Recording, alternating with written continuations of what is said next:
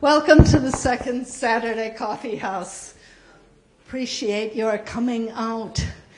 We're so excited tonight to have Kristin Lems here. She's a singer, songwriter, musician, professor at National Louis, and a formidable boggle player. Probably at Scrabble too, but I haven't yet had the pleasure. So, she's a wordsmith and especially musically inclined. And very, very altruistic. She's really about making a better world. And I wish you would follow her on Facebook and find out about all the good things that she is into. She has performed here many times from the get-go in our 12 years of existence and supported us all the way. And tonight she comes here as a playwright, and she's presenting a musical which she herself will tell you more about. Please give it up for Kristin Lems.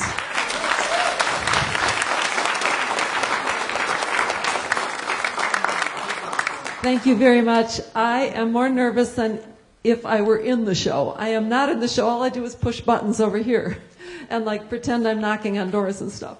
But this musical theater piece has been long in the making. It's very meaningful to me. It is a story of my own family, essentially true, with plenty of embellishments, but true. And it really came from two documents that we had. One is a signed, autographed picture by Jane Addams given to my great-grandmother, and this is that picture, and handed down to me. And the second is a photograph we've always had that my mother was always so very proud of when my 3-month-old mother was wearing a sweater knitted by Jane Addams. And of course you want to know what happened to the sweater. Well, she unraveled it when she was a toddler. But we do have the photograph, and it's very meaningful. In our family, Jane Addams was always a household deity, somebody to whom we should aspire in our lives. And I hope that I continue to live up to channeling Jane Addams. So I was fortunate enough to apply for and win a sabbatical at National Louis. I spent 6 months researching Jane Addams' Hull House, the World's Fair of 1893, and my own family history. And that was in 2017. Now, 2 years later, I think I got something ready to show you. So this is only a reading, which means they're not doing, well, you can see from the size of the stage. They're going to stand here and read their hearts out. Every single member of the cast is a volunteer, a dedicated, talented volunteer. I cannot thank them enough from the bottom of my heart. Thank you. And the volunteer up here, David Wokeson, who also is running incredibly complicated audio and video and is also taping it tonight, which is great. So one thing I would like to request of you, since this is kind of the semifinal, maybe penultimate draft before I try to find a production, I would like your feedback. So out there in the hallway by the refreshments, if after the show you could give a few comments and put them in the little basket there, and also give me your email address, I'd really appreciate it, because I think we're pretty close to being ready to get to the next stage. So with thanks to the cast and to Ethical Humanist Society for taking a risk on us. Thank you, Vicki. I know this took a lot of work for them to get ready for us. We had to have rehearsals in here and all kinds of stuff. I thank you from the bottom of my heart. So with no further ado, St. Jane and the Wicked Wicks.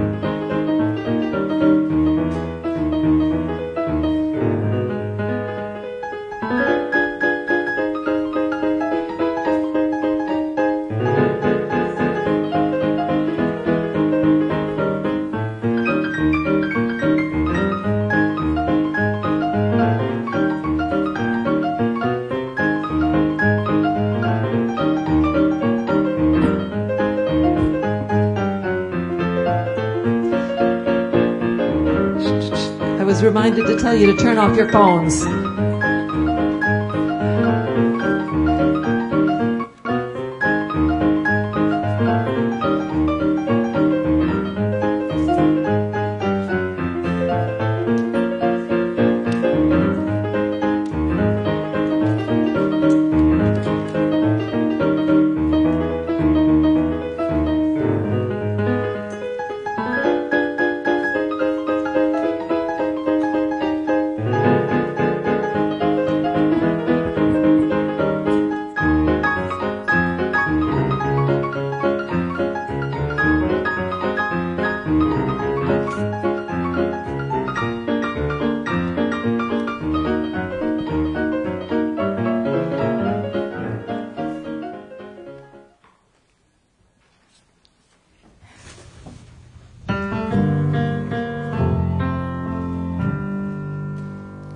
Don't have many memories I want to bring back. I've made quite a mess of my life. I remember the babies I've held in my arms, even if it was for only one night. But my grandmother's garden, it beckoned to me, saying beauty is here all around. An apron full of flowers can fill all your hours, even if it then falls to the ground. An apron full of flowers can fill all your hours, even if they then fall to the ground. Taken back to Chicago when my grandmother died, though she loved me, she'd not changed her will. In a tenement slum, beaten till I was numb, sent to work, age 11, grew ill.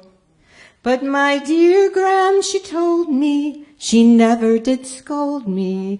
A flower grows deep in your soul. And my apron full of flowers we cherished for hours. Their elegant grace made me whole. And my apron full of flowers we cherished for hours. The elegant grace made me whole. I don't believe in heaven, but I do believe in hell. But hell doesn't start when you die. It's here and it's now, and I just don't know how to escape. Jesus knows how I try. Only one bright memory can comfort me now, for a time when my life had a plan. An apron full of flowers in a garden for hours, picked with joy to give to my Gram. An apron full of flowers in the garden for hours, picked with joy to give to my Gram.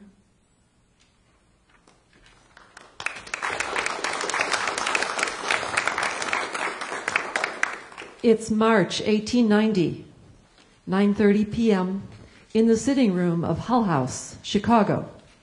At this time, Hull House, the nation's first settlement house, is only 5 months old. Sitting at a desk in the simple but elegant furnishings are Jane Addams, a dynamic woman of 29, her companion Ellen Gates Starr, 31, and in the next room, Julia Lathrop, 32, who is reading law documents in the library. Jane, it's a girl. 9:30? Oh, yes, young lady, come in. Thank you, Mom. I saw your light. It's my mother. Her time has come. She's having a baby and he's beating her. He's got the snakes. Who's that? My pa. He's out of his head from drink. Can you please send some men over to stop him? Gives a coat from the rack. Here, dear, you're shivering. Thank you, ma'am. You say your father is beating your mother? Where are they? Across the street, 801. We're up on the second floor. And she is in labor? Oh, dear. What is your name, dear? Nellie Wicks. Nellie, is anyone with your mother now? Just Pa. My brothers are looking for wood. He kicked and punched her and started after me. Can you find your brothers? Ma'am, if I could, they wouldn't come. When he's a raging beast, he beats them too. Then we must call the police. Last time they came, he popped the button off of one copper's coat. They all took off. Couldn't get back in the paddy wagon fast enough. In the meantime, let's get a doctor. He doesn't like doctors either. But we are not ready to deliver a baby. Jane takes money from her purse. Nellie, here. Go out and find a handsome cab driver and tell him to bring a doctor from Lying In. I'll do my best, Miss. I'm Jane Addams. And I'm Ellen Starr. Thank you, Miss Addams and Miss Starr. Go quickly, Nellie, and send the cab. Nellie curtsies and exits. How on earth are we going to hold back a raging beast and help deliver a baby at the same time? Julia Lathrop enters. A raging beast? What is this all commotion? A neighbor girl came banging on the door for help.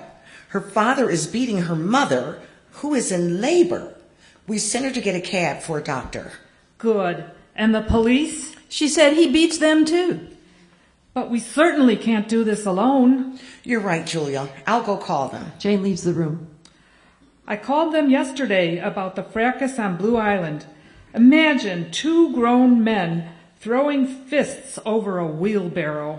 What if she gives birth before the doctor arrives? We'll simply yank out the baby and cut the cord, like the farm women do every day around Cedarville. We could sure use some farm women right now. We can do this. Let's see, we'll need some clean rags, scissors, iodine, towels, a wash basin. I'll get the scissors. Julia leaves the room. From offstage, Iodine, soap, towels, basin. Jane returns. They are very familiar with the residents. They are coming with a paddy wagon full of officers. Julia re-enters with supplies. Where's the girl? Oh, she's standing in the street out there next to a cab. Let me see what's going on. She puts on a coat and goes out. Are we talking about that awful red-faced man? The big one who swaggers down Halstead as the children scatter in terror? Must be. How could there be 2 monsters on one block? How will we handle him until the police arrive? Maybe Jane can subdue him. She can talk an arrow back into its quiver. It just makes me quiver. At least there are 3 of us. 4 counting Nellie. Jane re-enters. She didn't know how to send a cab. I sent one to Lying In. Nellie will wait for us by their stairway. Jane almost seems to relish danger, doesn't she? Yes, danger beyond our wildest dreams. Or nightmares. When life offers danger, we must meet it with courage. And how can our courage ward off a raging bull? We will use strong words. And we'll have superior numbers. Better leave it to the police. Julia looks at the umbrella rack. Perhaps we can use our umbrellas as an arsenal. Why not? It looks like rain. Each takes an umbrella. En garde! Courage, mes camarades, à la guerre! End of scene. Scene 2. Jane Addams' bedroom at Hull House, 2 a.m. the same night. Well, it was a long night, but a happy outcome, wasn't it, Nellie? A sweet little brother. Yes, Miss Addams. You and the brave ladies saved the day. For all his violent bluster, he couldn't get past our umbrellas. He called them bats, and you even chased him away without the cops. He was long gone when they arrived, but since the doctor is still there, I'm glad I can give you a little rest over here. Oh, he'll be back tomorrow to beat us some more, that's for sure. Miss Addams, I'm sorry Ma said those awful things to you. No need to explain. Women say many things when they are in labor. But Ma's always like that. That's why Grandmother took me away to Rochester as a baby, to escape this hell on earth. Oh, if only September 18th had never happened. September 18th? September 18th, 1888 was the day that ended all my happiness. It's the day Graham fell down the Opera House steps and then died after a week. September 18th is a special day for me too, but a happy one. It was September 18th last year that we opened Hull House. What house? Of course, how would you know? It's this building. Miss Starr and I opened Hull House, and we live here. Miss Lathrop will be moving in soon. We offer services to this neighborhood to neighbors just like you. I saw ladies that looked like my Gram coming in and out, but no one told me what it was about. Hull House is a settlement house. We offer classes and clubs, a public kitchen, and hot showers. You could bring little Walter here on a Saturday morning when the Italian mothers come to wash their babies. Showers? Could I take a shower too? I've only had weekly sponge baths since I left grandmother's. Yes, of course, poor child. How did you end up back in Chicago? Just before Gram died, my ma showed up at her bedside hoping for an inheritance. But Gram had taken her out of the will after she ran away with a carny. A carnival roustabout? Yeah, Pa did that before he became a latherer. Instead of the inheritance, Ma just got another mouth to feed, me. And instead of becoming a proper lady, I got that hell on earth. She notices a clothesline with paper above their heads. Say, Miss Adams, what are these paper scraps here? When I get ideas, and I get a lot of them, Nellie, I jot them down and pin them up on the line until I have a chance to think more about them. A paper clothesline. She takes one down. Could you read it to me? Let me see. It says, I seek to live in a really living world and refuse to be content with a shadowy reflection of it. How does that sound to you? Gram and I used to talk that way a lot. She was helping me learn manners and find society. But I never talk about those things no more. I mean, anymore. You see, Miss Adams,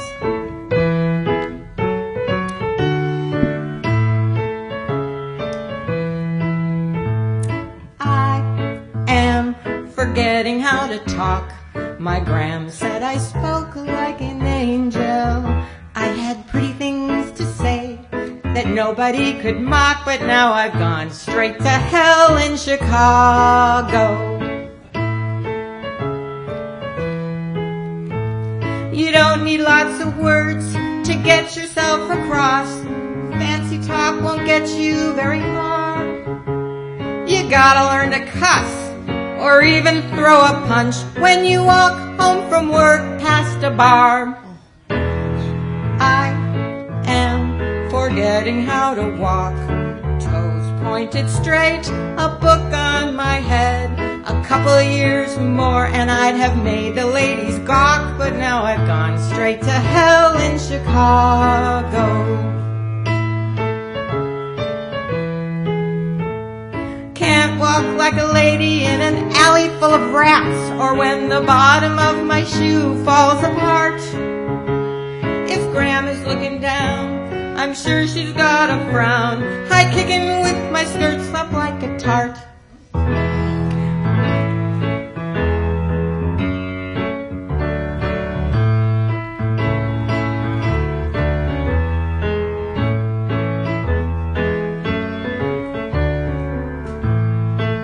With a high kick.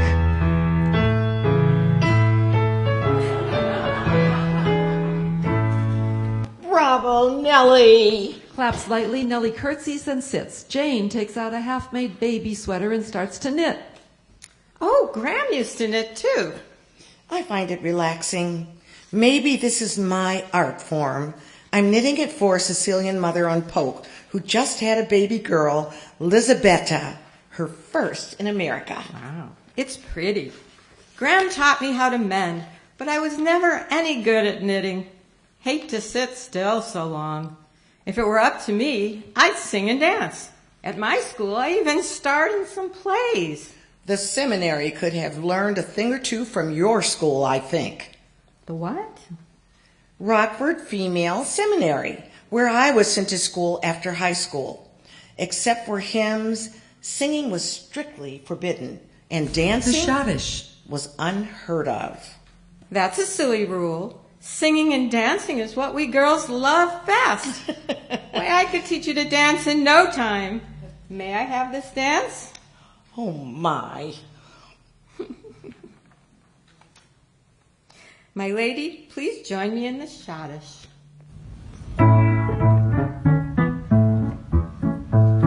Oh, do see me dance the schottisch, do see me petticoats fly. Oh, do see me dance the schottisch, do see me petticoats fly. We'll dance the schottisch in the hall, dance the schottisch, one and all. Put your left foot back, your right foot in, spin, my lady, spin, spin, spin. Come on in, the door is open. Welcome to Hull House, neighbors and kin. Whatever you need, whatever you're hoping, Miss Jane Addams will welcome you in. We'll dance the schottisch in the Hull House settlement, one and all. Put your left foot back, your right foot in. Spin, my lady, spin, spin, spin.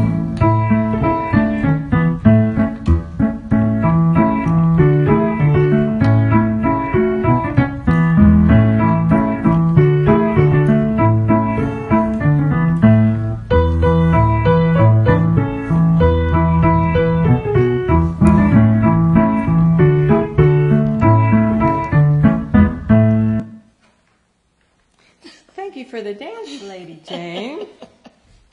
The pleasure was all mine, Miss Nellie.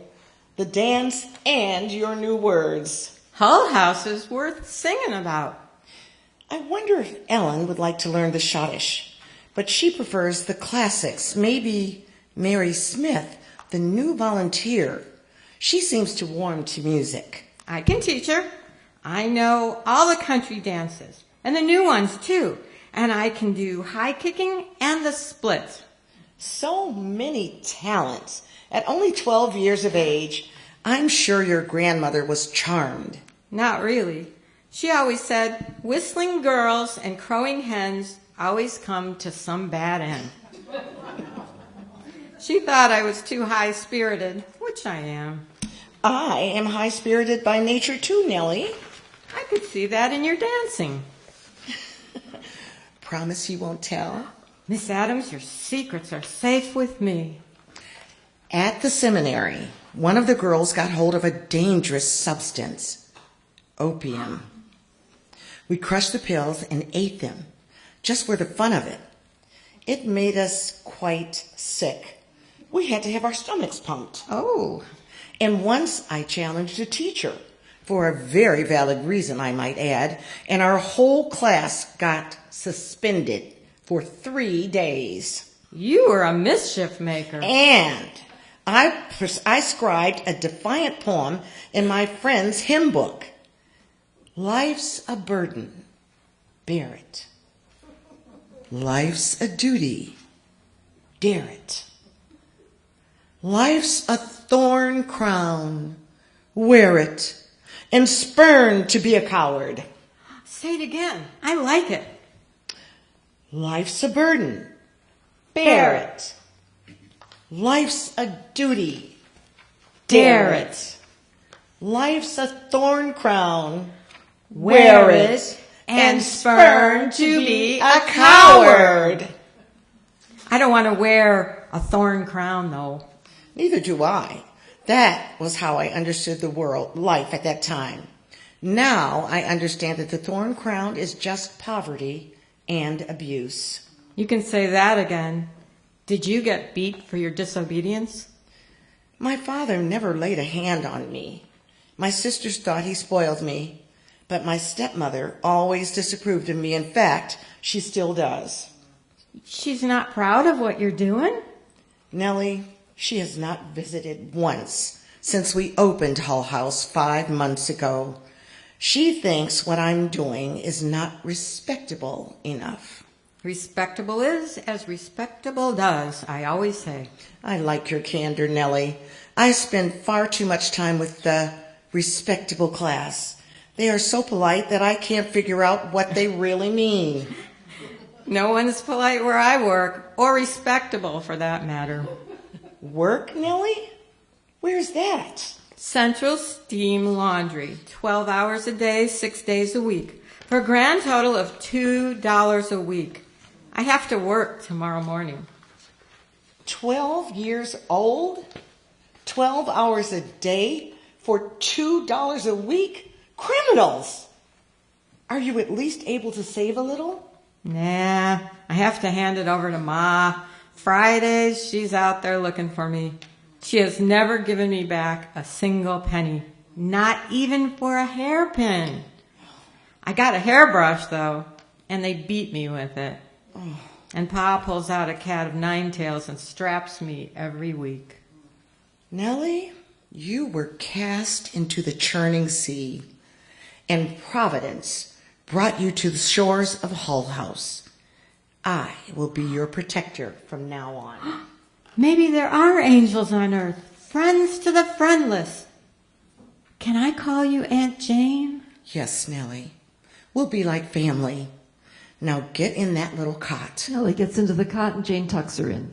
Sleep well, and all will look better in the morning. Just think, you have a new little brother. And you have learned to dance the schottisch, Aunt Jane. End of scene. Scene 3. 2 years later, summer 1892, mid-evening in the Wicks home, an overcrowded flat on Jefferson Street. Addie Wicks, 39, is pretty but untidy. She's at the table, legs spread wide under a dirty skirt. Jean Wicks, 13, is smart, witty, competent, and nurturing by nature. He's energetically stirring a pot of slumgullion, a stew of the ghetto. George, the eldest, age 16, is dashing and intellectually gifted, wearing a man's work uniform. Jim Wicks is their delusional alcoholic father. Nellie is now 14. Hot brass coming. George enters, shaking himself off with a pleasant demeanor. Keep that stuff out of here, George. The landlord don't want no bits of metal laying around. Yes, Mother dear. Anything you say, Mother dear. He steps out, shakes, kicks the bits aside with his foot, then re-enters. 2 evictions is enough. Perhaps you might have a word with our dear patriarch about that. Landlords do not enjoy seeing their rooms destroyed and their furniture hurled out the windows. They don't like their properties visited by police called by frightened neighbors, and they don't like bloodstains on the floor. But, cut into the quick, where are the victuals? Or, put in vernacular, where's the grub? Where's our lovely Nellie? Little Walter? Eddie? Do I surmise? Do I surmise that our dear sodden father has graced us with a visit after a 3-week grand tour of Chicago's finest watering holes?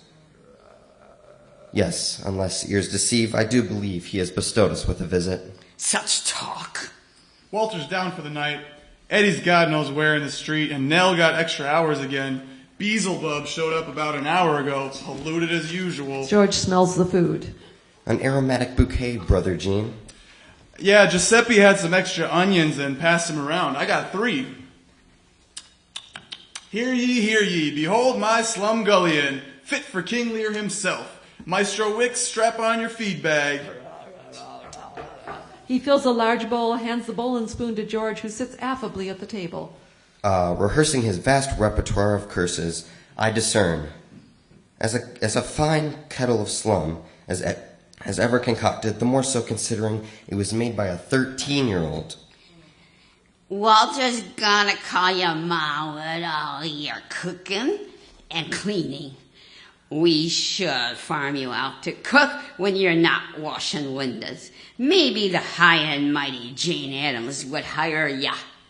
Them maiden ladies don't cook worth a damn. George heartily eating. Those maiden ladies have given us many fine books, Mother, including the Shakespeare volumes, which I'll use for tonight's study of Plate of Young Edgar, Cast Adrift as Tom O'Bedlam in King Lear. You remember Nellie's outstanding performance earlier in the week. I don't know how something like you came out of someone like me. But as long as you bring home your pay, I don't give a fiddler's fart. Go and be a highbrow with your plays, your ching-chong Japanese, your crazy Quo Vadis. Food, Nell! The rats are running around inside my head and need a nip of fresh meat. Finish up, Mother. There's plenty left for Pa. Coming, Jim. And to think ladies not half so pretty as me make 10 times more just opening their legs. And me playing maidservant to a drunk? Why, May tells me that she makes... Must we hear this, Mother? Your children? Mother, when will you untether yourself from that lower life form, for all of our sakes? I had the pick of the class. Turned heads, still do. I might add, what a brood of losers I got. A sassy thing who don't know her place, a bleeding heart who cooks and cleans like a girl, a highfalutin molder, and a useless drifter, not to mention that bawling baby, a sorry bunch. She wipes her mouth on the underside of her skirt and pushes the plate away. Dear Mother, there is a big, brilliant world out there, and what a joy it is to explore it. Now, to young Edgar. George gets up from the table, sits down with the book in front of him, leans forward, covers both ears, and starts to read avidly. What folderol? Look at that. He don't even know where he is now. George could miss a gas explosion when he gets to reading. Jean Here, Ma, for clears Pa. and rinses the bowls, fills them, and gives one to Addie. Here, Ma, for Pa. Nell, bring my food. Girl, I command you. He's making a boot rack from them boards you found. All we're missing is the boots. What's this? He's a big man. Remember, honor your father, like the good book says. To him, good book just means good for throwing at your kids. Enough insolence. I said, fill it up, Jean. Jean ladles in another spoon, scraping the bottom. Now something for Big Jim to wash it down. She takes the whiskey bottle from the shelf, fills the glass, puts the bottle back, and takes the bowl from Jean. Nellie, the snakes and rats are waiting to run up your skirts and tickle you. I command you to come. It's me, Big Jim. Here I come. To Jean. If Walter stirs, soak that cotton ball and put it under his nose like I showed you. Here. She exits with bowl, spoon, and glass. Geez, ever heard of holding your baby, lady? King Ratbrain's sloshing around like a pig in a sty, but you're always looking after him. Nellie enters, looking peaked. Pa here? He stumbled in about an hour ago, out and back banging around, polluted as usual. Shouting for me, I suppose. I told him you were working late, but he won't remember.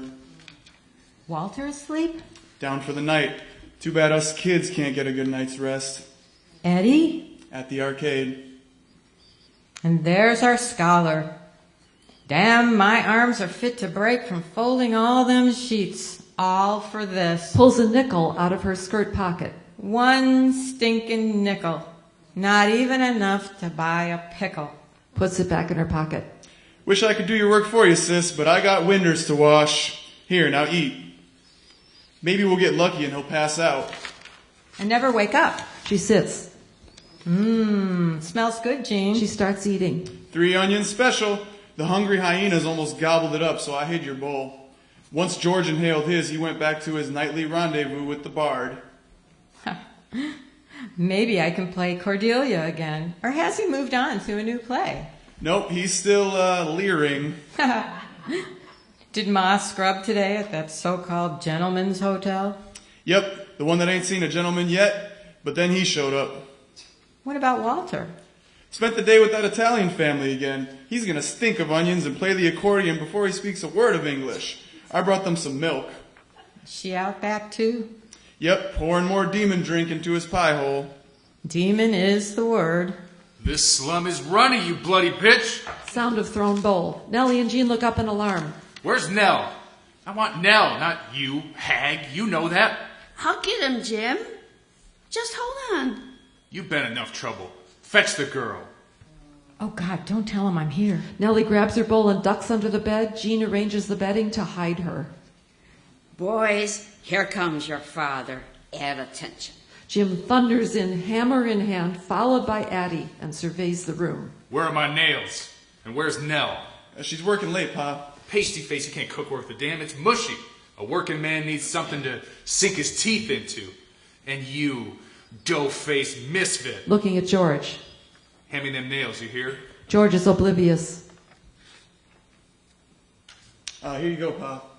Answer me when I speak.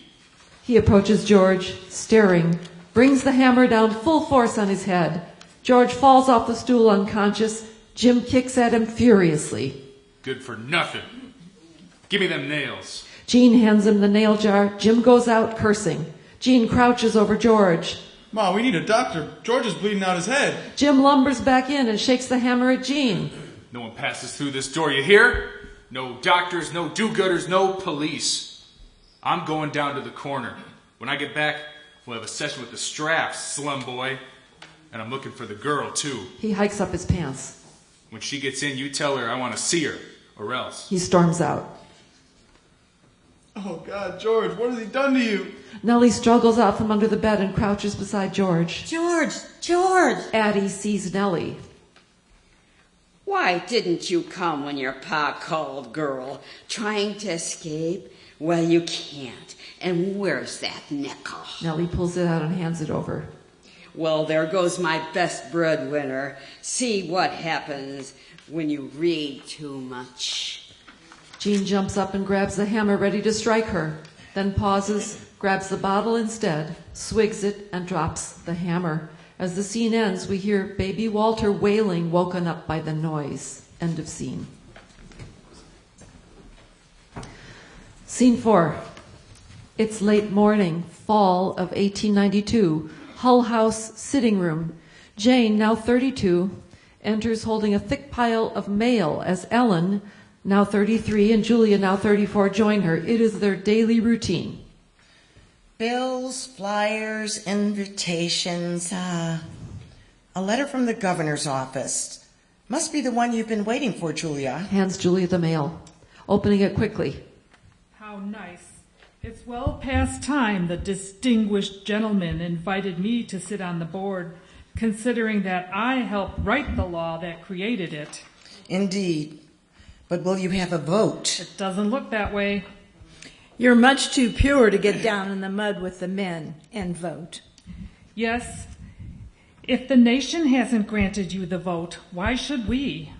The same twisted reasoning they use to prevent you from practicing law, even though you passed the bar with flying colors.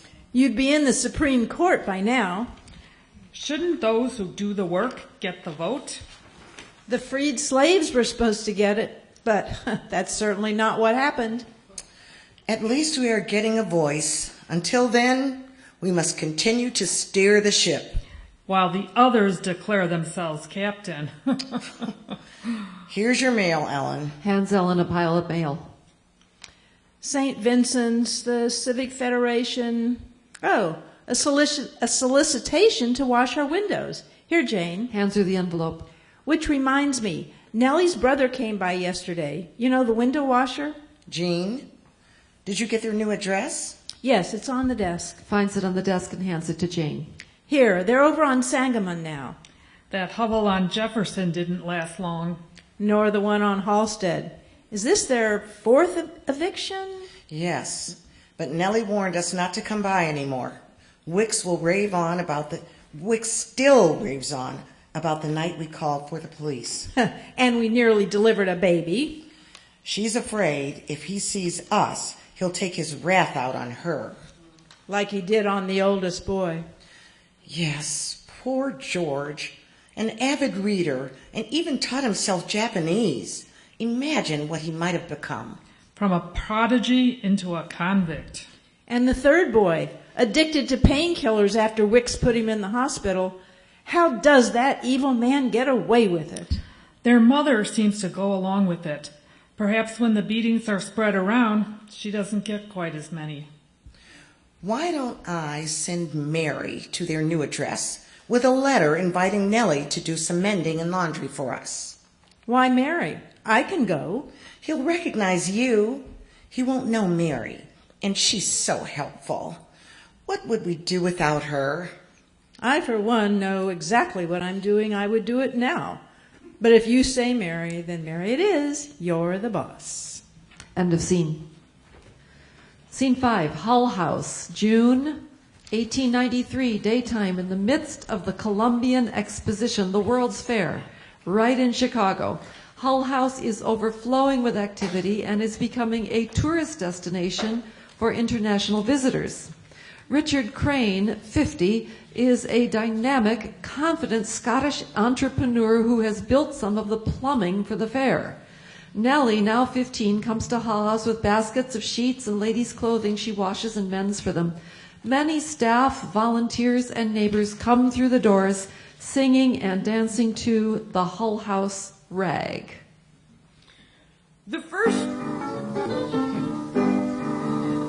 Come on in, the door is open. Dance me to the Hull House rag. Pleasant languages are spoken. Dancing to the Hull House rag. You don't get your money with money. Or even a mother or dad. They'll just teach you the steps and then you'll do the rest and you'll be dancing to the Hull House rag. Maybe you might just try drawing. Dancing to the Hull House rag. You can try hammering or sawing. Dancing to the Hull House rag. Children in the basement. That's something that I could use bad. So whatever ails you, will never fail you. Coming through the Hull House rag.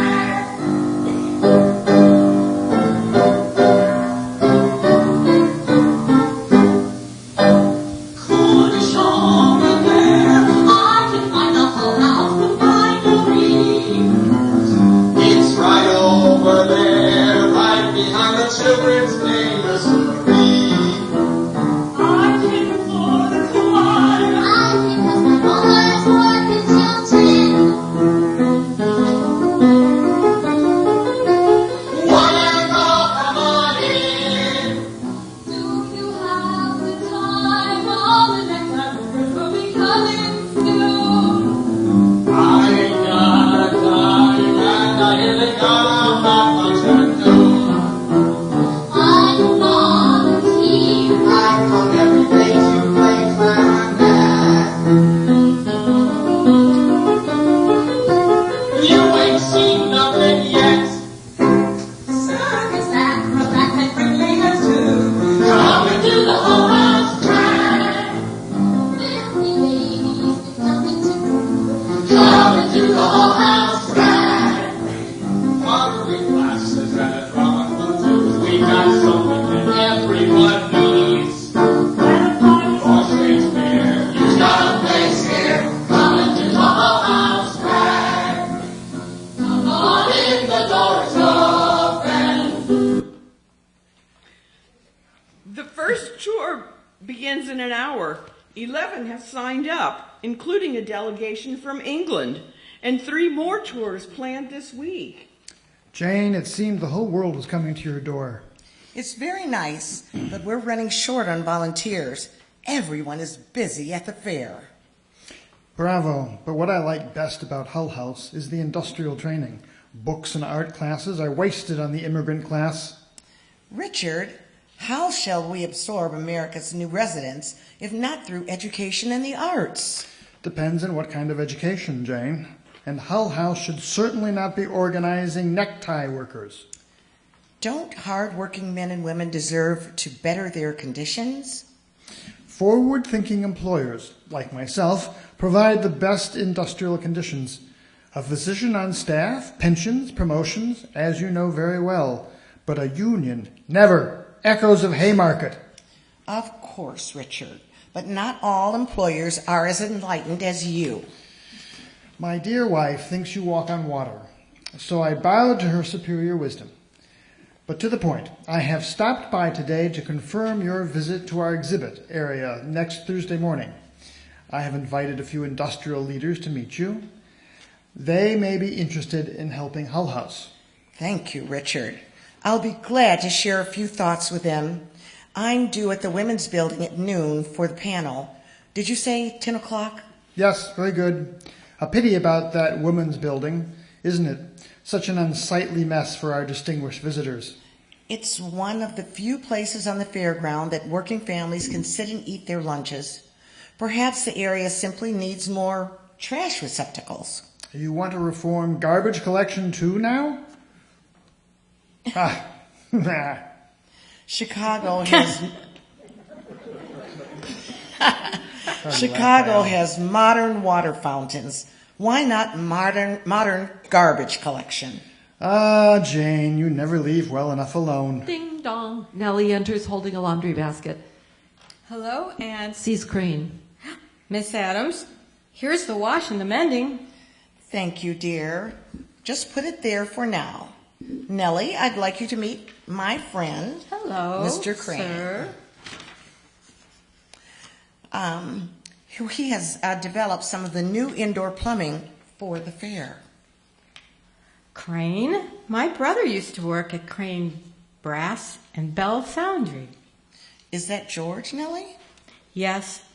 He's not working anymore, though. Pleased to meet you, young lady. Bows stiffly. I see Miss Adams' benevolence is providing well for you. Nellie's mending skills provides well for us. Nellie and I have been great friends since she lived across the street about 3 years back. Isn't that right, Nellie? Yes, ma'am. I so appreciate that you managed to find time to help out with all you do. Here, let me pay you. Takes money from her purse for Nellie, then has another thought. Nellie, have you been to the fair? No, but it's all the talk at the laundry. All the girls are dying to go. What if I ask you to go and report back to me and take a ride on that big new wheel? What do they call it? The Chicago Wheel, quite an engineering feat, by my associate George Ferris, although some say that it is not a suitable ride for ladies, considering their skirts and the wind. It must be quite a view. She takes out more coins. Will you take this, dear, and go to the fair? Oh, thank you. And why don't you take Jean along with you? It will be more fun and safer. Yes, ma'am. If we can both manage a day off. Counts out more coins and gives them to Nellie. Let's see. This should cover 2 streetcar rides, fares, entrance tickets for 2, 2 rides on the wheel, and a little extra. Oh, thank you, Aunt Miss Adams. It was a pleasure to meet you, Mr. Crane. She bounds out the door. Your generosity is remarkable, Jane. It's no wonder my wife calls you Saint Jane. It's a pleasure to count on Mrs. Crane among our supporters. The boys in the marching band so appreciate the uniforms. Do bring her here on a Sunday afternoon to watch them practice. They are so spirited. Now, about the visit. End of scene. Scene 6. A few days later, early morning of late June 1893. Nellie and Jean wait for the streetcar. Nellie is carrying a lunch sack. Jean is in dungarees and a clean but simple shirt with mouth organ in his pants pocket. Nellie counts her money carefully. Let's see. 50 cents each to get in. 50 cents for 2 rides on the big wheel. And 50 cents more for our little extra. Geez, how many times are you going to count that, sis? As long as I got it to count. That's more than you and me make in a week. Sister, you is the best of the bestest. Tiki's to the fair. What you got in the lunch bag? Let's see. Onion sandwiches, boiled potatoes, carrots. A feast for 2 rabbits. And we can drink from the new water fountain. They cleaned up the water real nice. No typhoid at our fair. But why's your Aunt Jane so stingy? This ain't half enough for our steak dinners. Well, at least she didn't give us another book. Remember when you first came to us, how you used to read us Oliver Twist? Please, sir. I want some more. Pa thrashed the reading out of me pretty quick, like I told Aunt Jane.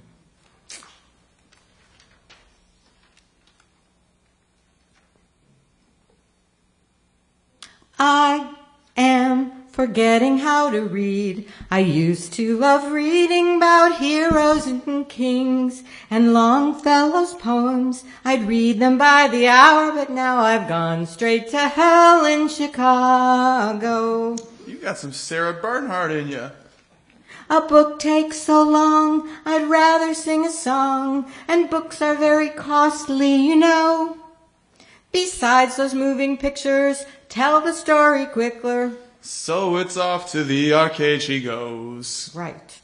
I am forgetting how to think.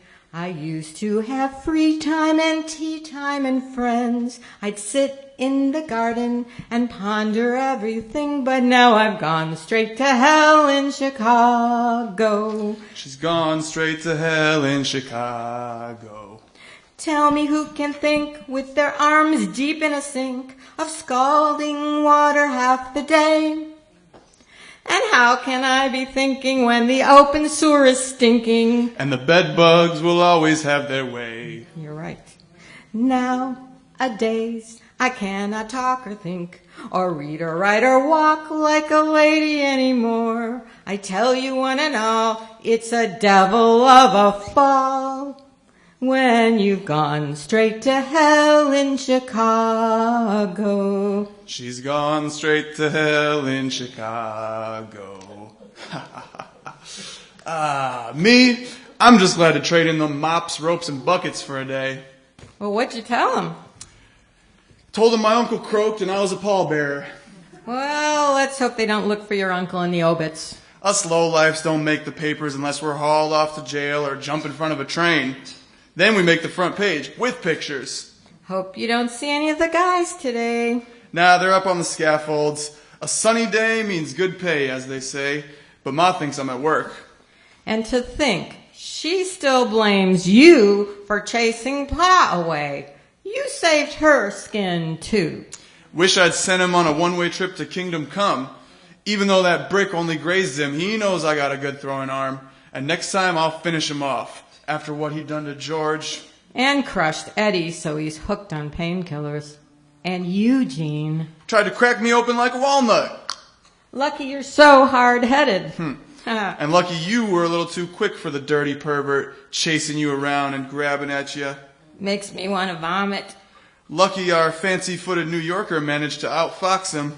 Outran him, mostly.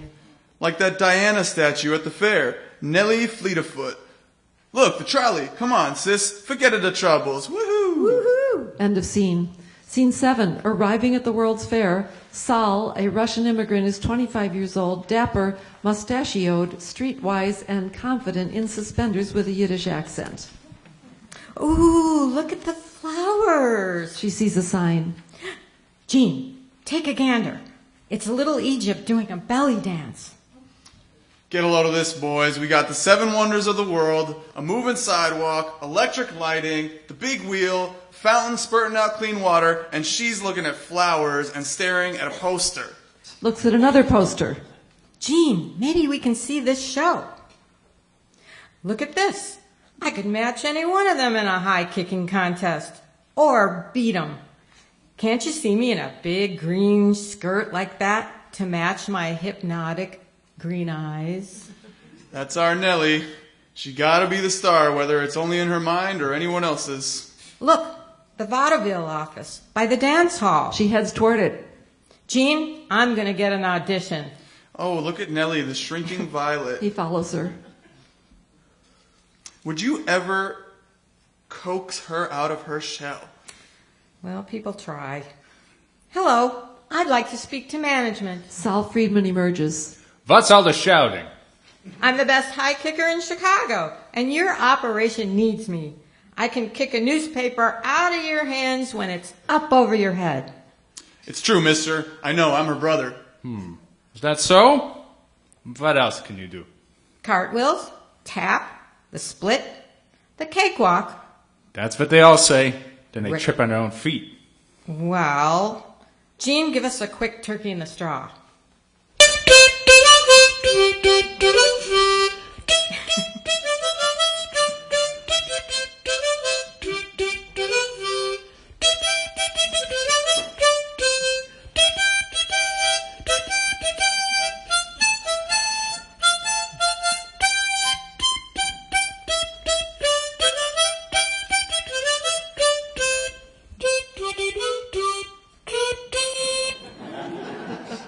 Well, what did I tell you? That is quite a kick. Tell you what, you come by at 6. I'll see if I got someone to take a look at that kick. We got some traveling shows that need some dancers. Nellie looks at Jean for confirmation. Yes, sir. I can be there, but We were planning to see the show, so can't you throw in a couple of tickets? Sure, why not? I'll tell the house manager. You sit by the side of the stage. If anyone asks, show them my card. He pulls the card out of his pocket and gives it to Jean. See you at 6. Withdraws into his office. Let's see the She card. takes the card. Saul Friedman, Friedman's Vaudeville Show. They put on the shows at the Star and Garter. Sis, you could talk a zebra out of his stripes. Now we can use our little extra for something else. Maybe a nice tortoiseshell hairpin. I can get one of them souvenir pennies to pass around at the saloon. Jean, I'm going to get out of here before Ma drags me into her line of work. Testing out the beds at the Friendship Hotel ain't no line of work no-how. But what do you want? We're the Wicked Wicks. Step right up, folks. Take a look. Right before your eyes. See the Wicked Wicks cracking jokes. And cracking skulls, scrubbing floors. And washing whores' drawers, telling tall tales. And sleeping in jails. Our lives are the show. We're the Wicked Wicks, fools and misfits. Minstrels and wastrels. You'll come in to take a look. Then leave thanking your stars for what you ain't got. And glad you didn't catch nothing. Seriously, Jean, if I go, what are you going to do? Hell, my life's nothing to waste the tiniest teardrop on. Got my squeegee and the corner saloon. You got a chance, sis. Get out and shake what God gave you. Right in the old Rip's face. Now, where's that damn wheel? Look over there. That must be it. They say you can see the blue lady real nice from up top. You know, so far I never got a look at her. Miss Michigan's a moody lady. Different colors every day. When she's calm, she's soft and blue as the sky. But when she's stirred up, woo-hoo, gets all the way to my scaffold and shakes me like a rag doll. Speaking of ladies, look, it's the women's building. You know, we ladies can be more than wives, mothers, washerwomen, or trollops. We can be dancers. Or open settlement houses, like Aunt Jane. Or make an onion sandwich to make a man's mouth water. Sit down, let's eat. They pull out the food. Jean eats sloppily. Eat like you got some manners, Jean. Eating's a messy business. Maybe I'd eat better with a man's beverage to wash it down. How about giving me a little extra? Jean. A little pint never hurt anybody. Except for that scar on your head, Jean. And how about my burn marks? And George, Eddie? If I'm gonna work like a man, I'm gonna drink like one. One drunk Wicks is enough. Come on, let's find that free water fountain. You can even wash your hands off in it.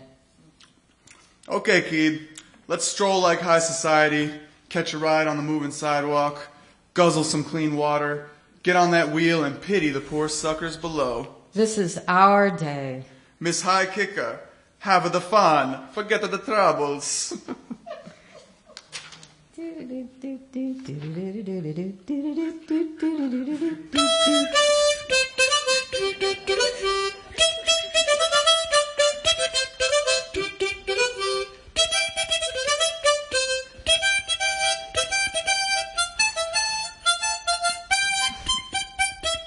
They exit. End of scene.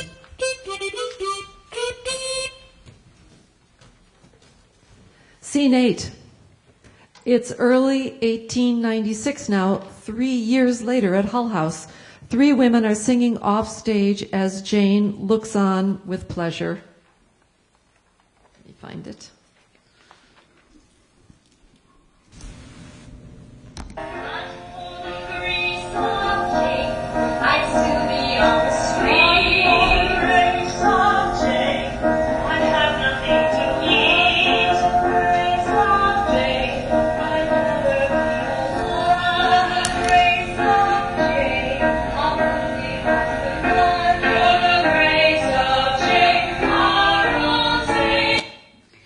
Miss Adams, please. Addie comes in. You sure like it when they sing about you. Oh, they're just practicing for a musical program. It's a song one of the girls wrote.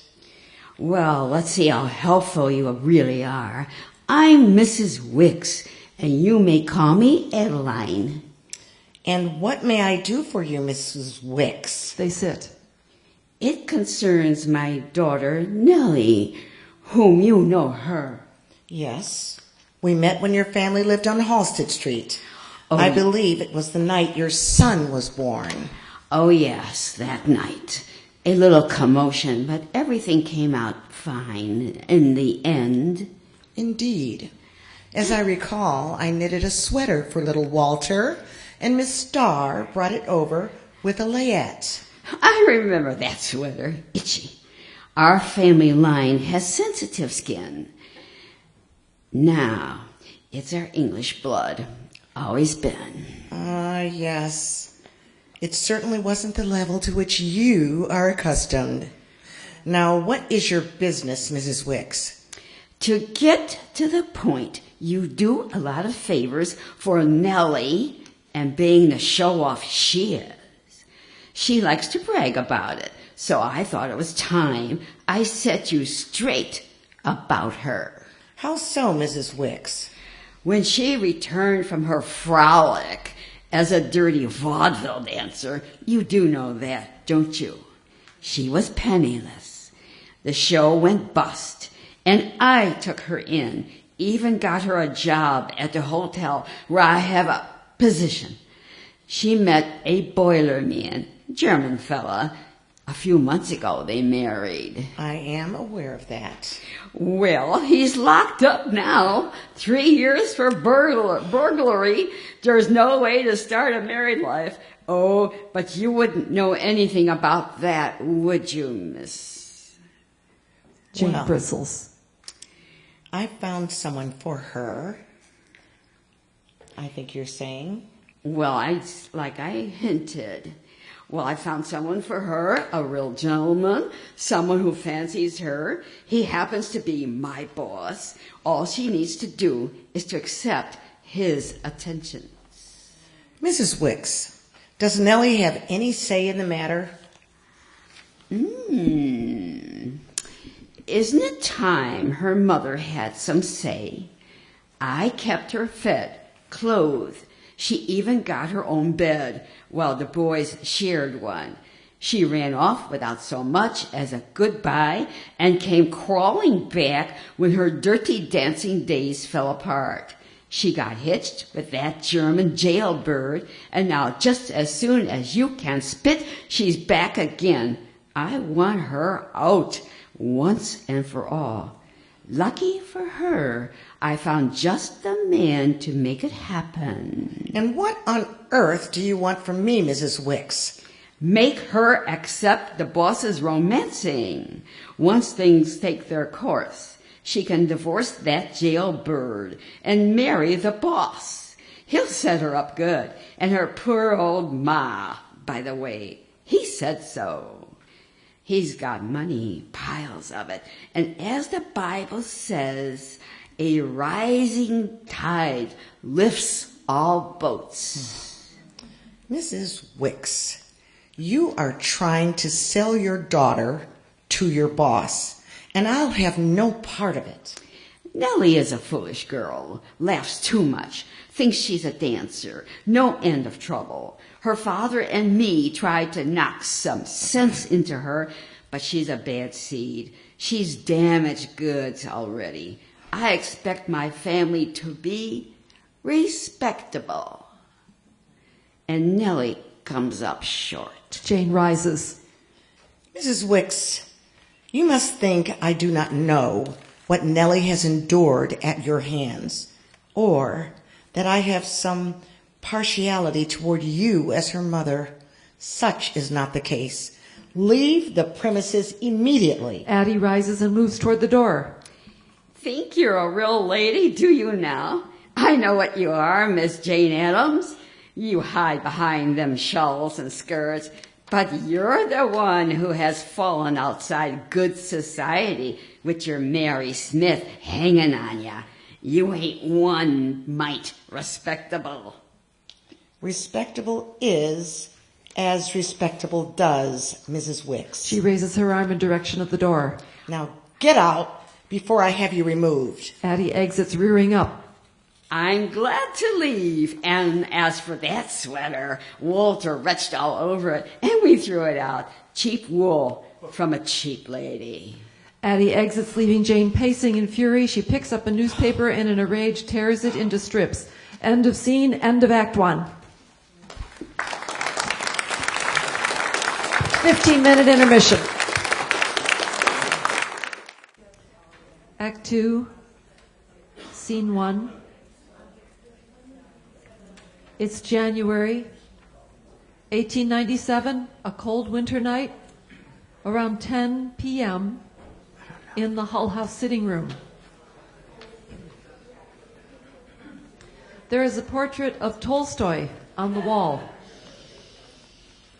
and there are several nice wooden chairs. As the curtain opens, Jane and John Dewey enter the sitting room.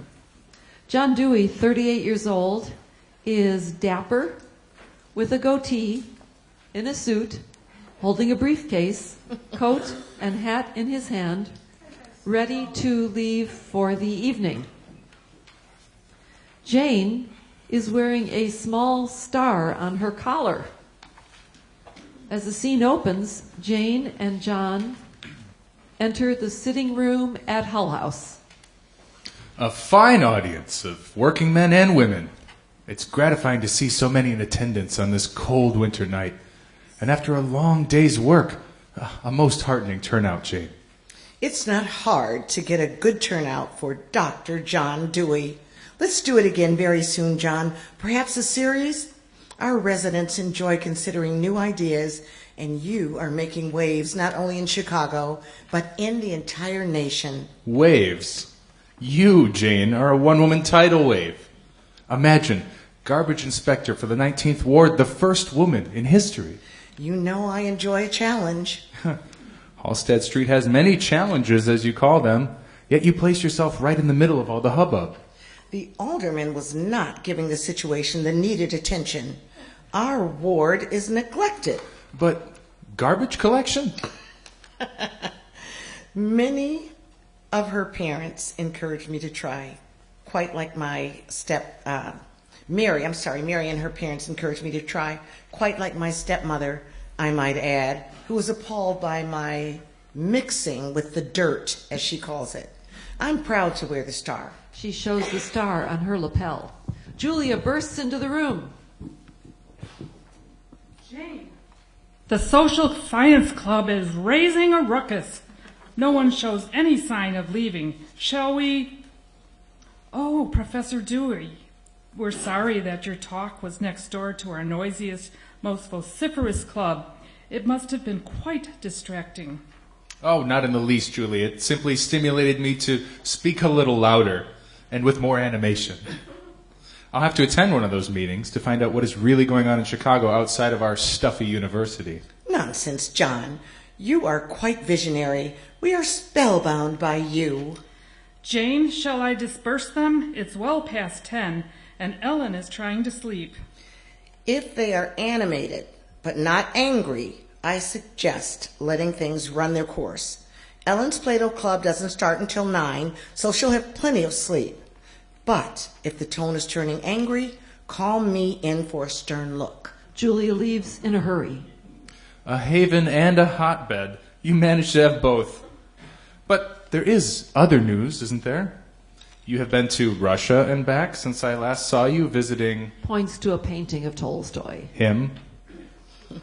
Did he help you to count your blessings, or was he instead a count of no account? A bit of both, John. After giving his books to so many young people, I felt it was time to meet Count Tolstoy myself.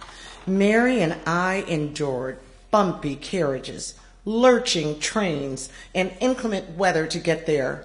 You know, I'm not blessed with a sturdy constitution. My dear, that you do all you do is completely miraculous. We arrived at the Count's farm in the evening. They sent news of our arrival, and he met with us the following day. Ladies in waiting, eh? The sun sets early in Russia. When we finally met, alas, John, it did not go well. He expressed contempt for my dress. Your dress? What could be wrong with your dress? Perhaps he had a touch of food poisoning, the vapors, or dyspepsia? In fact, he said, I could keep an entire dress from the fabric in merely one of the sleeves of your dress. An aristocratic boor posing as a peasant.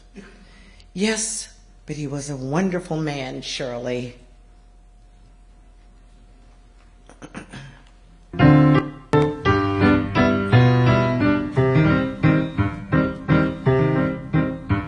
On a farm called Yasnaya Polyana, wearing a rough woven shirt, lives the noble-born Count Leo Tolstoy, and he's up to his elbows in dirt. He believes that our work will redeem us. We must live by the sweat of our brow. And when visitors visit and ask him, how is it? He's only too glad to tell how. And how? Oh, how we admire Count Tolstoy and the way he communes with the land. Though he only eats porridge, he's never discouraged. He's a wonderful, wonderful man. Such a wonderful, wonderful man.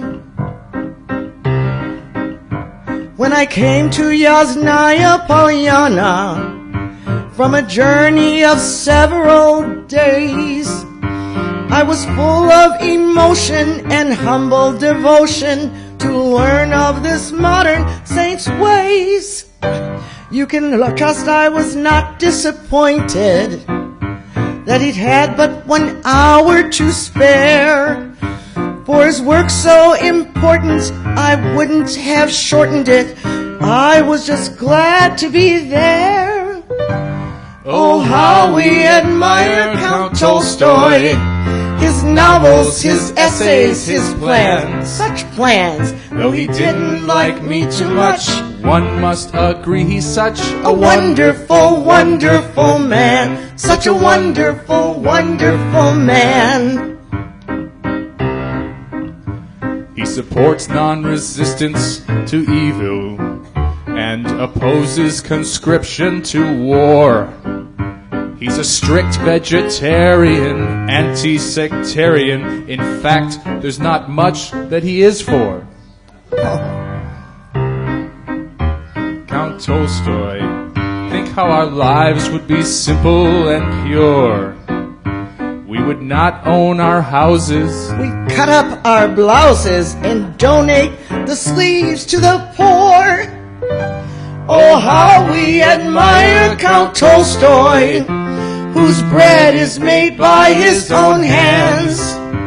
But he's so full of perfect love, most folks aren't good enough for this wonderful, wonderful man. He so loves humanity, it's people he can't stand. Oh, he's a wonderful, wonderful man. Such a wonderful, wonderful man. Ding dong. Jane, does this place ever settle down? 10:20 p.m., doorbells ringing, debates raging. When do you rest? John, this is exactly what life should be about. Nellie enters. Pardon me, John. Here is a young friend. You must excuse me. Of course, I will be on my way, and I gather that you have more excitement ahead. Good evening, miss. Goodbye, dear Jane. He leaves. Aunt Jane, my only friend, my dearest angel, I need you now. Nellie, dear, you look frozen to the bone. She sees a bundle in Nellie's arms. What are you carrying? This is not laundry. Where have you been these past few months? I lost track of you again. To hell and back, Aunt Jane. I've had a baby, and she died. Here she is. Nellie, I'm so sorry. Jane leans over the bundle, touches it briefly with the back of her hand. Oh, what a dear little thing. I'm so very sorry. Have you come from county? No, the streetcar. I'm alone in this world, Aunt Jane. You're my only friend. Oh, dear. Why didn't you let me know? I could have sent a layette, a nurse, provisions. I didn't want to trouble you. Actually, I didn't want to be found. I took a room at Mrs. Martin's where I was living, or better to say, hiding. Wasn't Mrs. Martin your landlady with your husband, Mr. Themey? Same one, yes. When Rudy was sent to prison, I had to move back with Ma and take a job at the hotel. She kept bringing her boss around to pester me. I hated him, but he was her boss. My dear girl. And he had his way in the end. Once I realized, that I was in the family way, I left the job and moved out. Mrs. Martin knew me already, so she let me move back in to clean and mend in exchange for rent. That's no way to stay healthy or have a healthy baby, you poor dear. Believe it or not, Mrs. Martin didn't even notice. She can hardly see. Her eyes are clouded over. So long as I kept her rooms clean, mended her clothes, and stitched her buttonholes, she had no complaints. Oh, my. How long did that continue? 5 long months. When it got near my time, I told her I was sick and went down to county and checked myself in. They kept me in confinement for 3 weeks, and I ate better there than at my ma's or Mrs. Martin's, and that's not saying much. I helped women feed and wash their babies, even gave my breast to a couple of them. When my day finally came, the baby came out crooked and tore me near to pieces. How absolutely horrible, Nellie. When they released me from county, I took baby Ethel back to Mrs. Martin's, where I had my clothes and shoes. But Mrs. Martin knew Rudy was in prison, so she called me terrible names and locked me out. I sobbed and I begged. She finally let me back in, but started to make the sign of the cross every time she saw me. She made me work even harder for $1 a week in a cold room with no fireplace. I tried to nurse Ethel, but the milk was no good, thin and blue. I got sick, and so did Ethel. This evening, at 3 months old to the day, Ethel joined Graham and the other angels. I'm so sorry to hear this, Nellie. Mrs. Martin heard me sobbing and told me to let them take her and dump her in Potter's Field. But I cried, no! Let her rest in heavenly peace, not a pauper's grave. I rushed over there on the streetcar. I pretended like she was still alive. Why here, Nellie? Aunt Jane, I beg you to give my Ethel a proper burial. Oh, yes.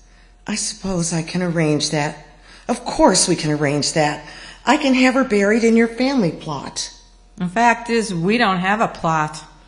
But I'd be ever so grateful, Aunt Jane. Dear, I will take care of things in the morning. Julia dashes into the room. Jane, the men are still in full swing, and now they are arguing. I think it may come to blows. She sees Nellie. Oh, Nellie, what are you doing here at this hour of the night? She has had a tragic event, Julia, and had nowhere else to turn. She is sick, and she has lost a baby. Julia looks at the bundle. Oh, Nellie, Jane, why do women and children always come last in this world? I don't know the answer to that, Miss Lathrop, but Jesus only knows I loved my baby. Julia, I have told Nellie I will find a final resting place for her angel. Poor dear. Can you stay here tonight and rest a bit? Mrs. Martin will want to know what happened, and the chores begin at 7 a.m. tomorrow, right after morning prayers. So I have to go back. I will take tender care of Ethel. She takes money from her pocket and gives it to Nellie. Here, dear, take a cab, and tomorrow buy some liver from the butcher. You need to get back your strength. men shouting. Jane says to Julia, Julia, the social science enthusiast will have to wait. Nellie is more important. Nellie, give Ethel to me. I will take care of her. Hugs Nellie. Ethel, my love, I turn you over to my angel on earth. Hands Jane the bundle.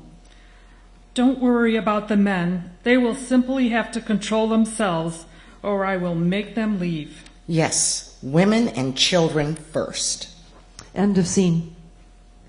Scene 2. It's late evening, December 22nd, 1903 at Hull House.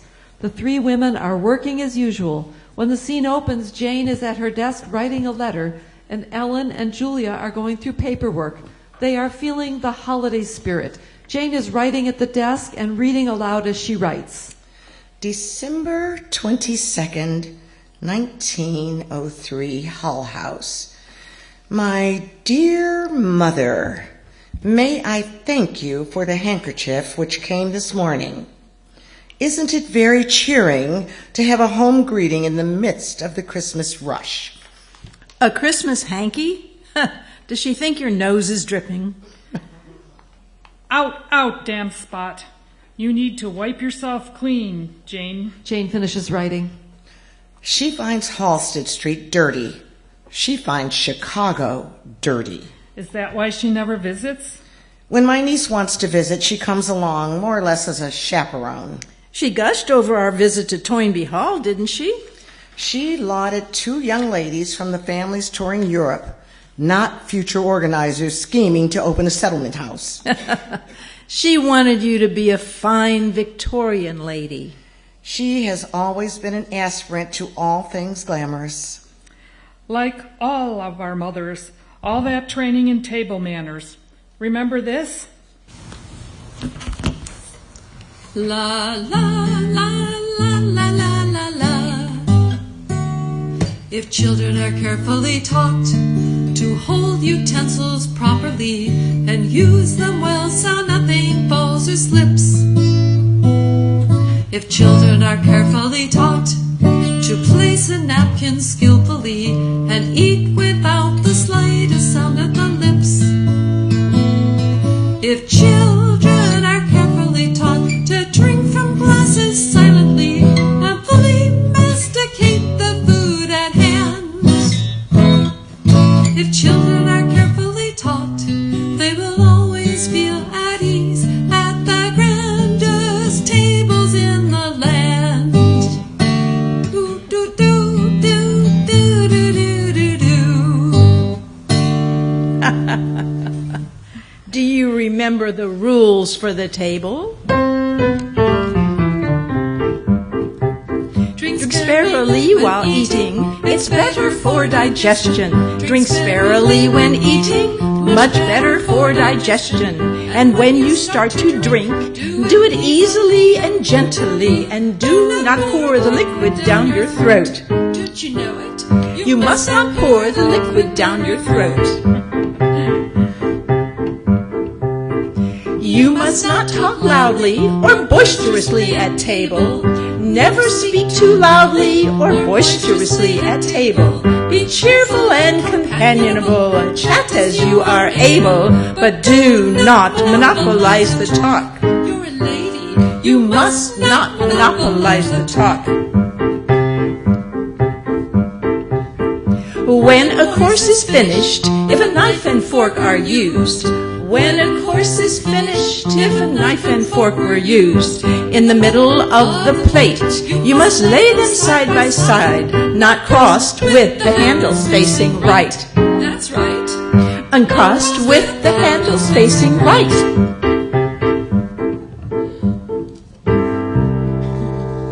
Oh, gosh.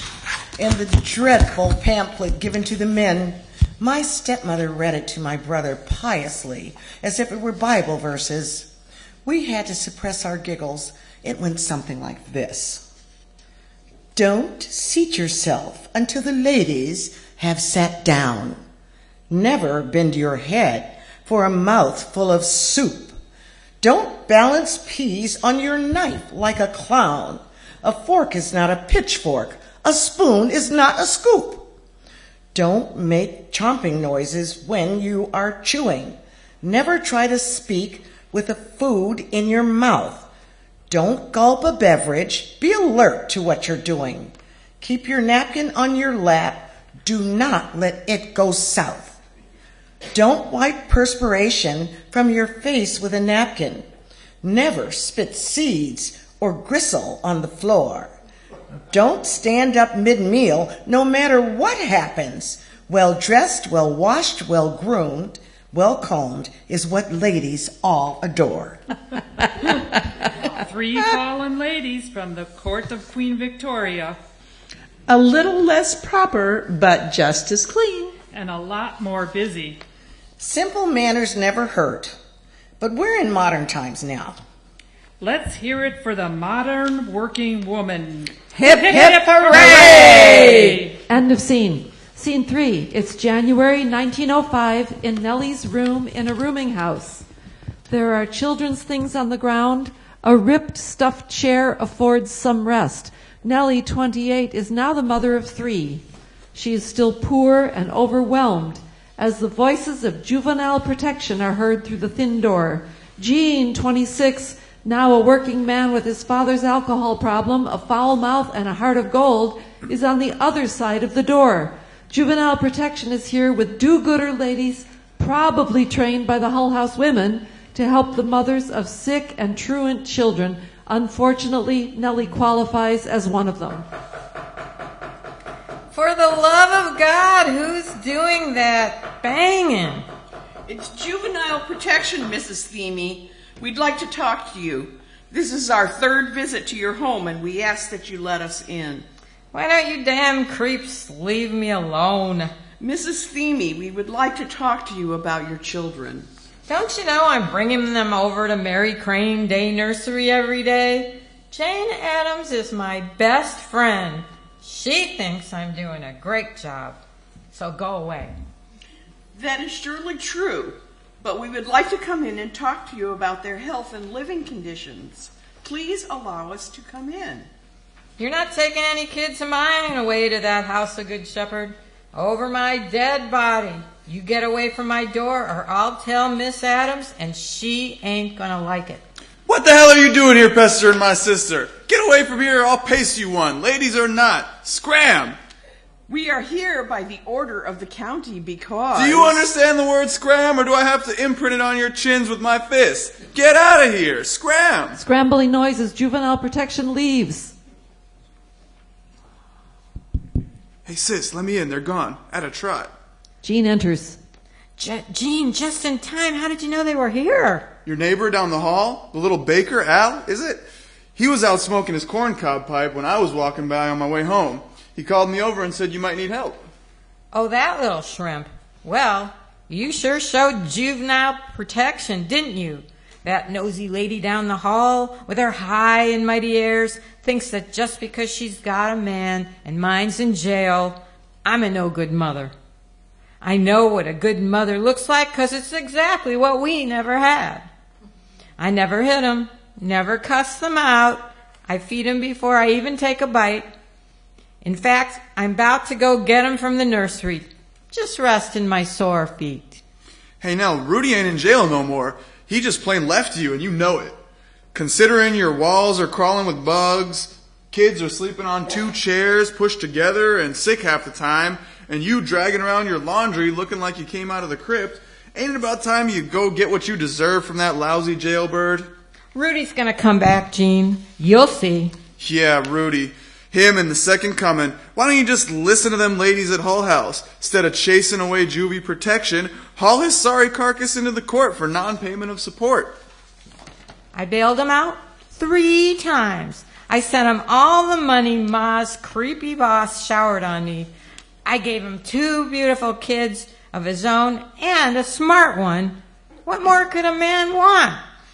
And not a nickel for coal or groceries. I'm at my wit's end, Jean. That money's going somewhere, Nell. You know he's still the boiler man over at the hotel. I even seen him. You seen him? Then I'll go down and file for abandonment, just like the ladies said I should. And we'll see if the worm turns. That's right. See what that judge can shake out of his piggy bank. End of scene. Scene 4. It's July 7th, 1905 at Hull House in the early evening, 6 months since the previous scene. Jane, Ellen, and Julia have just come back from a visit to the Mary Crane Nursery on the other side of the complex. Well, I enjoyed the children, although I don't read nearly as well as the volunteers from the kindergarten college. The children loved it, Jane. You had their rapt attention. That's what Mary always says, but I'm sure I have a tuneless speaking voice. I've told you for years that the children loved you, Jane. Yes, of course, Ellen. I just recalled that Mary said it recently when we were in Bar Harbor. Of course, Jane. You vacation together, so there's so much more contact. Speaking of contact, how is the Bohemian family you visited yesterday, dear Ellen? The 2 girls are already speaking English, even better than their mother. But they're tired of listening to a new language all day long. Luckily, children seem to be sponges for languages. I wish I had their talent, but it's no wonder. Some of the children spend more time in the nursery than they do at home. With more heat, light, and bathwater. Thank goodness Mr. Crane endowed the nursery. What a lasting legacy to his dear wife. The nursery is such a cheerful place, so many volunteers and visitors, so many generous donations. I do wish, however, that some of those fine ladies would stop clucking about our hardworking, abandoned mothers. Some of those wealthy women face the same problems. They just know how to hide it better, or take it to court. Speaking of clucking, Jane, the ladies at today's luncheon seemed not to appreciate your remarks about helping girls who make their living off the street. It seemed they'd like to send you back to Cedarville on a rail. I'm afraid my stepmother would agree. Imagine a 45-year-old woman speaking up for poor girls and women and never married to a man. That is surely no way for a lady to behave.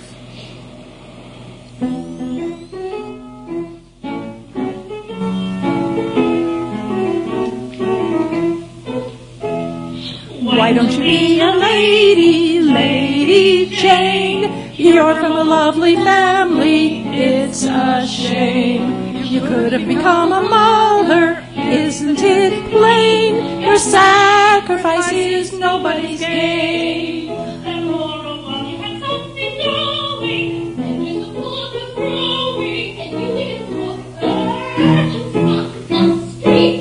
And now you behave, you far-fetched, you collect the garbage, hand it to, hand it to, you got a monthly rule. Why don't you be a lady, Lady Jane? You're from a lovely family, it's a shame. You could have become a mother, isn't it plain? Your sacrifice is nobody's gain.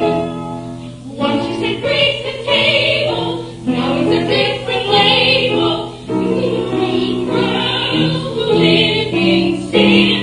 You practice with the hard hand, and never used it fire bread. And the old town, the people town.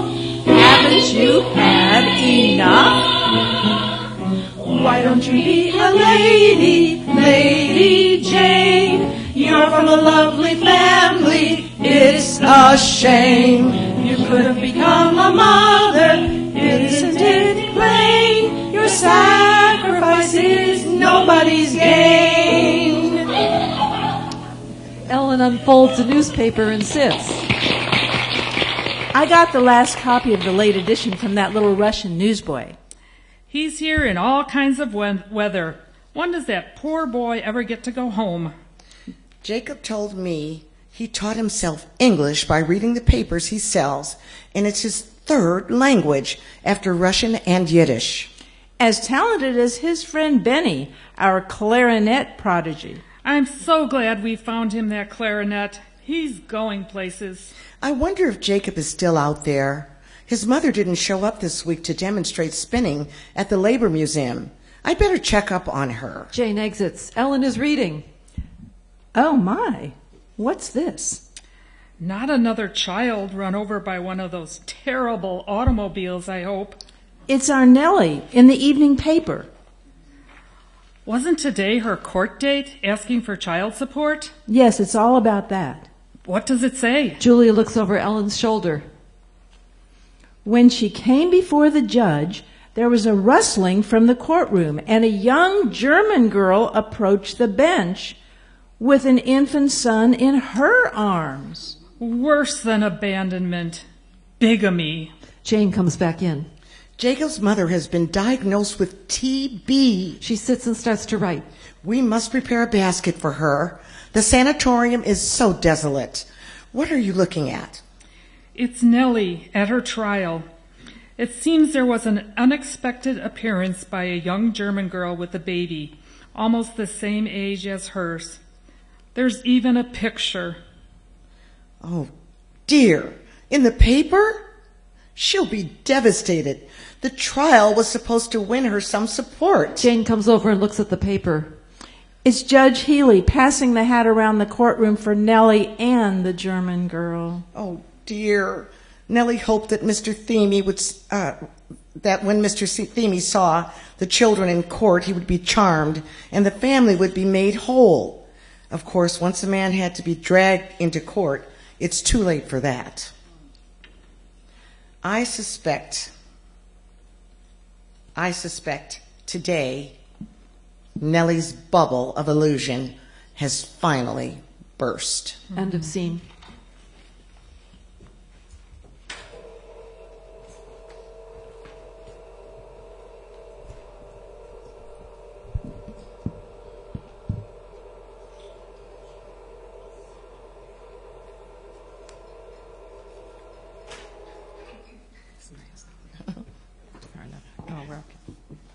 Scene 5. A few months later, autumn 1905 in the afternoon, in the sitting room of Hull House, Nellie and Jane are sitting at a small table drinking tea. Money won't settle your problems, Nellie. It's only part of the solution. You need to get along with your new husband and to treat him as if you liked him for himself. I don't like Al for himself. I hate him. Besides, he hits me. I have never heard you say such a thing before. When did he hit you, Nellie? Well, I hit him first. But he deserved it. I broke a plate over Al's head the day after we got married when he announced he was quitting his bakery job. And then he swiped me back. Not the best honeymoon, but you told me that Mr. Dewar has a new bakery job in Inglewood now, isn't that right? And I don't believe he's a violent man. Not violent, but he's stingy. He gives me an allowance and he spends the rest on playing cards while our stomach growls at home. Before you married, when he was a boarder down the hall, didn't he help you out? At Danish, sometimes strudel for the kids. But that doesn't mean I ever looked at him as a man. Don't you think he thinks a great deal of you to take in 3 children, not his own, Nellie? Maybe. He gives them rolls and lets them knead the bread with him. It's comical. They get all dusty with flour. Is he teaching them to bake? All they can do at this point is punch the dough. They sure like what he bakes, though, and little Marlowe brings him his slippers when he comes home. But I can't bring myself to love him. Couldn't you just treat him in a kind or friendly way? Well, he's just a little squirt. Oh. No prize there, Aunt Jane. Al's not my idea. Let's just say he ain't Rudy. But that's water under the bridge. I understand that Mr. Themey is the father of 2 of your children, but between his incarcerations, his abandonment of the family, and the trial... Oh, don't you worry. I wouldn't take Rudy back again if he was served up on a silver platter smothered in $1,000 bills. Ha. Good. What if Mary and I found a new, bigger flat for you and Mr. Dewar? Better than the rooming house. And if we furnished it for you with secondhand beds and dishes and rugs in a better neighborhood near Mr. Doer's new job, and paid the first month's rent so that you can get a new start on things. Our own flat? With a garden? With grass and trees and maybe indoor plumbing? Yes, all of those things. Bad as things may seem, you are giving your children a much better life than you had with your mother and the other Wicks. With flowers that we could see out the window? Yes, Nellie. We will find flowers. Mr. Dewar cares about you and your children, and you will all benefit from starting afresh. I can't find the words no more, Aunt Jane. You saved baby Walter when Wicks was beating us. You buried my Ethel when I was all alone, and you didn't judge. You took my children to the nursery so I could work and not worry about them. And I'm still here, thanks to a little bit of luck, but mostly thanks to you. No need to thank me, Nellie. And now you're telling me that you're going to find a new place for my family with furniture and flowers. I don't go to church because they don't need another hypocrite, but I believe in you. And I believe in you, Nellie. Your spirit is unquenchable. Aunt Jane, I just can't help acting up, whether it's high-kicking, hollering, or husbands. But I will try my best to act like I got feelings for Al, even though the little dwarf repulses me. Maybe you could teach him to dance. That's what we girls love best. I will, for the grace of Jane.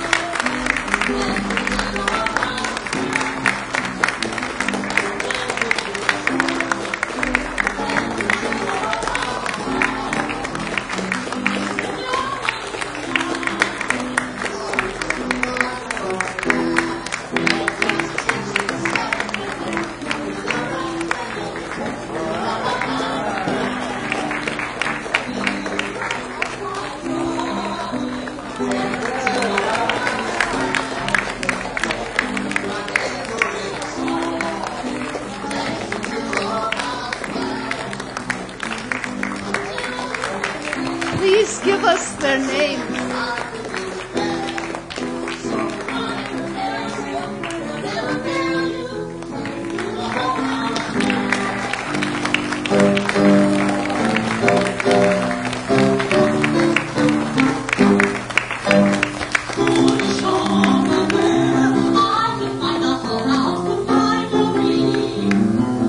It's right over there, right behind the children's nursery.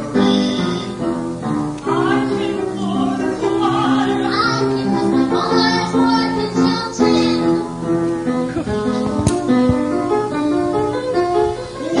Come on in. Let's thank them again for this marvelous performance. Thank you all.